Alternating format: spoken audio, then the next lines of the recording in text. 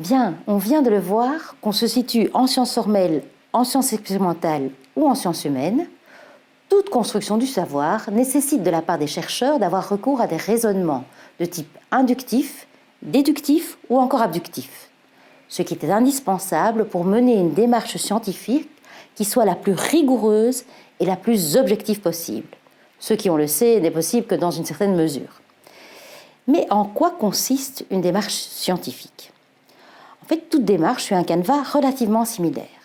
Il convient de choisir un sujet de recherche, de définir une problématique qui est liée ou non au réel, de cibler une question de recherche et puis de formuler des hypothèses pour ensuite collecter et analyser des données afin de vérifier ou réfuter les hypothèses émises et puis finalement communiquer des résultats qui devront être validés par les pairs.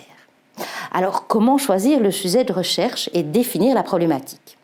Bien, dès que le chercheur a envie d'investiguer une problématique qui lui tient à cœur, le premier réflexe est de s'assurer que la question qu'il se pose a du sens. Et pour le savoir, il importe de faire l'état de l'art la concernant, s'informer de ce qui a été fait, prouvé, dit et l'accepter, pour pouvoir poser le cadre de la recherche et affiner son objet d'étude. Alors le chercheur va pouvoir cibler une question de recherche, émettre des hypothèses explicatives ou des conjectures qui soient falsifiables, c'est-à-dire qu'il va formuler des solutions possibles du problème qui puissent être éprouvées, testées, expérimentalement ou non, et in fine validées ou non. En fait, selon les disciplines, il s'agira tantôt de concevoir des protocoles expérimentaux, de manipuler, de prendre des mesures, c'est le cas des sciences expérimentales, tantôt de mettre en relation des propriétés, de démontrer ou de modéliser, ce qui est surtout fait en sciences formelles, et tantôt de faire de la recherche documentaire, d'observer, comparer, ce qui est notamment fait en sciences humaines. Alors, ce qui est commun à cette première phase d'investigation, c'est qu'elle est faite d'essais, d'erreurs, de tâtonnements, qu'elle comporte des phases de désordre, de contradiction, qui peuvent devenir source d'une meilleure compréhension de la problématique posée. Une deuxième caractéristique commune, c'est le fait de soumettre ces idées à des tests répétés, que ce soit des expériences, des démonstrations, des observations, etc. Et c'est ce qui contribue à la rigueur et à l'objectivité de ce qui est entrepris au quotidien et qui est indispensable à tout chercheur qui veille à faire preuve d'exactitude et d'honnêteté intellectuelle.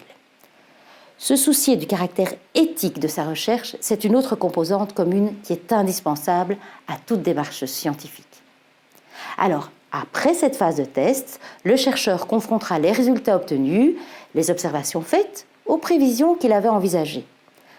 À la lumière de la littérature, d'autres lois ou d'autres théories, il tentera alors d'interpréter ces résultats et de là rejettera, confortera ou validera les hypothèses et ou conjectures posées. Alors, selon le cas de figure, de nouvelles hypothèses émergeront ou non, et de nouvelles investigations seront entreprises. Alors, quand s'arrêter, me direz-vous ? Donc, comment faire valider sa recherche auprès de ses pairs ? Ce n'est pas toujours simple pour un chercheur de se positionner. A-t-il collecté suffisamment de données pour répondre à la problématique de départ ? A-t-il suffisamment pris de précautions ? A-t-il bien minimisé tous les biais ? Ce n'est pas simple, en effet, car cela varie en fonction du projet du chercheur, des objectifs qu'il s'est fixés, mais aussi des contraintes temporelles, technologiques ou budgétaires qui peuvent parfois le contraindre à arrêter prématurément. Mais lorsque sa décision est prise, l'étape suivante consiste à communiquer auprès de pairs proches dans un premier temps, et puis auprès d'une communauté scientifique constituée d'experts du sujet traité, que ce soit lors de colloques ou lors de la soumission d'un article dans des revues scientifiques avec référé. Il s'agit d'une étape cruciale. Toute investigation, toute élaboration de réponses et toute recherche d'explication ou de justification débouche sur la construction de nouvelles connaissances qui doivent être soumises à la révision de la communauté scientifique. C'est elle qui va passer au crible les conjectures émises et analyser la pertinence et la validité des énoncés et des preuves qui sont proposées. Et ce n'est que lorsqu'elle est validée par les pairs qu'une démarche peut être qualifiée de scientifique.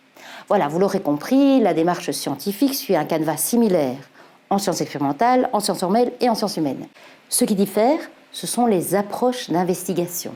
Approches qui, au sein d'une même discipline, évoluent au cours du temps. Intéressons-nous par exemple aux sciences du vivant, pour lesquelles l'expérimentation est au cœur de la démarche scientifique. On verra que selon le contexte et l'époque, les approches diffèrent. Je vous propose de les découvrir avec Bernard Felt et René Redzoisi.